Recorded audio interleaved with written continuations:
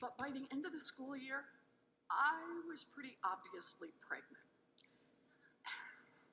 And the principal did what I think a lot of principals did back then. He wished me good luck, and he didn't ask me back for the next year and hired someone else for the job.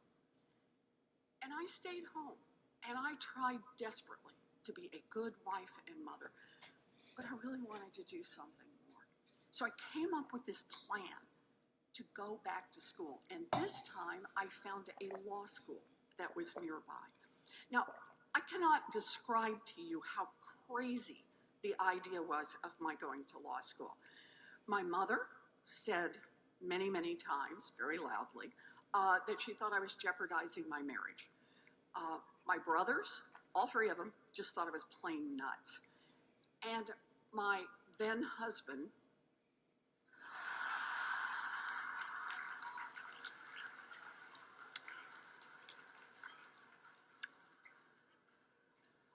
smiled indulgently, making it clear that he knew I could not possibly pull this off.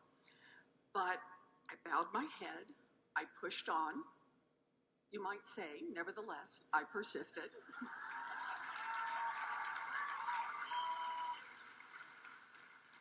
But I was determined. And so I took all the needed exams, I filled out the application, I budgeted and figured out how I could pay the $450 tuition. I worked out the commute in my trusty blue Volkswagen, and I had it all figured out, all of it, until I hit the one big boulder that nearly crushed me: childcare. My daughter Amelia was about to turn 2, and if I wanted to go to law school, I needed childcare.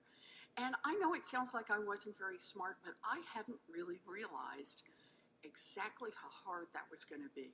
You know, I visited all kinds of places. I went everywhere, and I struck out everywhere. They cost a fortune, or they smelled funny, or the kids looked miserable. And this went on for weeks.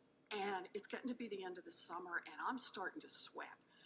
We were bearing down on the start of school, and I knew that if I couldn't get childcare worked out, my idea of going back to school was over before it started.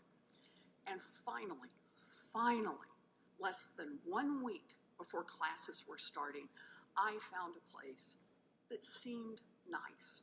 Cheerful teachers, a good playground, smelled good. That thing matters, you know? There was only one problem. They only took children who were dependably potty trained.